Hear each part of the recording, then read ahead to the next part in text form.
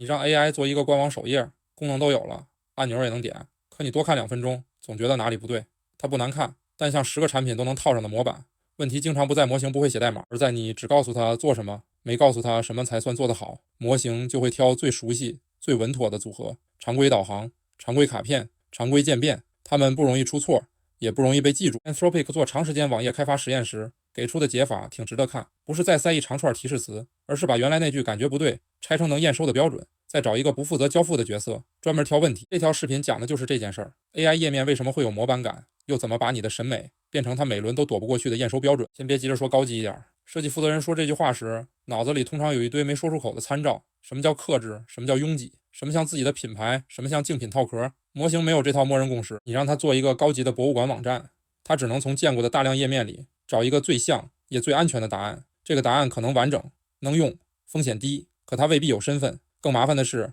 生成页面和检查页面都让同一个角色做，他刚花力气做完一个方案，回头再让他给自己打分，很容易顺着原来的逻辑解释，已经挺好了。页面没有一条单元测试能直接告诉你它到底漂不漂亮，所以我觉得不错。这种自评缺的是外部反证，这就是第一层答案。AI 位不只是视觉风格问题，它是一个验收问题。不过审美也不是填一张表就能完全量化，有人喜欢极简，有人喜欢高密度，不同品牌也要有不同的语气，这个判断权还是在人手里。但有一部分东西确实可以写清楚，颜色、字体、图片和布局是不是在说同一种话？这个页面有没有为当前项目做过具体选择？字号、间距、对比度能不能真的拿来用？第一次进来的用户找不找得到要做的事，把主观偏好和可检查的约束混在一起，团队只会一直说再改改，把它们分开 ，AI 才知道什么改变是在靠近目标。Anthropic 在实验里用了4把尺子，第一把设计质量，颜色、字体、布局、图片和细节要共同形成一种清楚的气质，不能每一项单看都还行，合起来却像拼出来的。第二把原创性，这个页面有没有只属于项目本身的决定，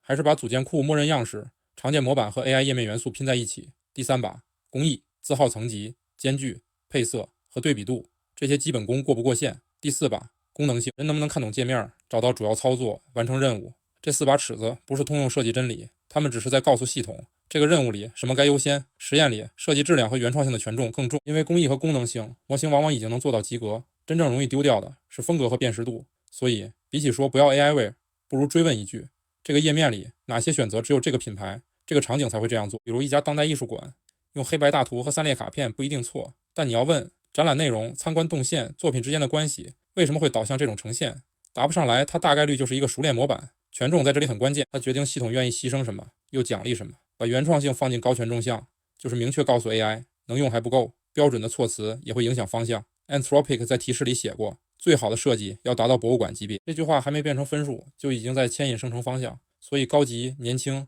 有科技感这种词，别停在情绪上，把它写成看得见的要求。页面该留出什么样的呼吸感？哪些默认组件不能原样出现？用户进来时应该先感到什么，再做什么？有了尺子，下一步不是让同一个人一边写一边夸自己，而是把创作和跳错拆开。生成器负责做页面，评估器负责看运行中的真实页面。它会点击浏览截图，再按4把尺子打分，然后把具体问题退回给生成器，下一轮才开始改。你可以把它理解成一个简单循环，先做出来，找一个不负责交付的人，按同一套尺子试用，指出哪儿不通过，为什么不通过，然后再决定是修旧方案还是换一条路。评估器不替人宣布好看，它更像一个不会帮交付方找借口的评审，但评审器也不是装上就灵。Anthropic 发现，早期的评估器会看到真实问题，可说着说着又把问题解释成不严重，最后还是放行了。怎么改？作者回看他和人的判断在哪儿分叉，再给他几个已经判过好坏的例子，告诉他为什么这个版本整洁却没有品牌感，为什么那个版本元素更多，用户却仍能找到主操作，然后把评分拆得更细。这和带新人做设计评审没什么两样，只是说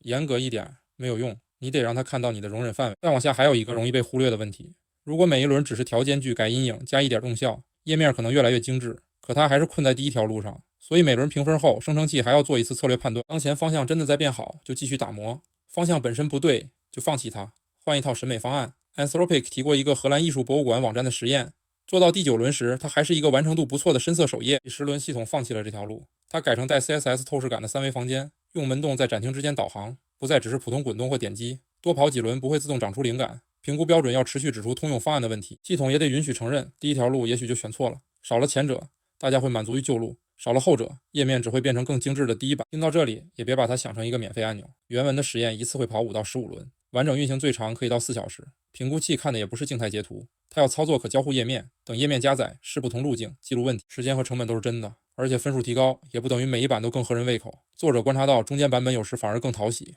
评估器越努力摆脱默认套路，实现也可能越复杂。把博物馆级写进标准，还可能让很多任务都往同一种博物馆赶收敛。评分表不能替你拥有审美，它只会放大你写进去的偏好，也可能放大偏见。还有一个边界，模型在变强以后，原来需要评估器兜底的任务，可能已经能自己做好。评估器最值得花钱的时候，是任务刚好超过生成器稳定能力的边界。模型换了，任务换了，这个边界也该重新测。那普通团队下周能怎么做？下面这5步不是 Anthropic 原文给出的标准流程，它是根据前面这套机制为普通团队整理的轻量做法，不用一上来搭多智能体系统，挑一个高价值低频，而且确实需要风格区分的任务就够了。比如新品官网首评、重要客户方案或者核心功能的 demo。第一步，找3张你愿意署名的参考，再找3张你不想再看到的反例，别只贴链接，他们在信息密度、留白、品牌语气和交互动线上的差别写出来。第二步，把好拆成4到6条验收项，再写上权重、公益、可用性、品牌一致性、项目特有性，不一定要同分，权重就是团队的取舍声明。第三步，把生成和评审拆成2个回合，第一回合只负责产出，第2回合只能按验收项找证据写问题，给下一步建议，别让他一边改一边给自己打高分。第4步，给推导重来设触发条件，比如连续2轮，还是说不清这个项目的独特选择，或者原创性一点没涨，这时别再修装饰，直接改信息架构、视觉隐喻或者交互方式。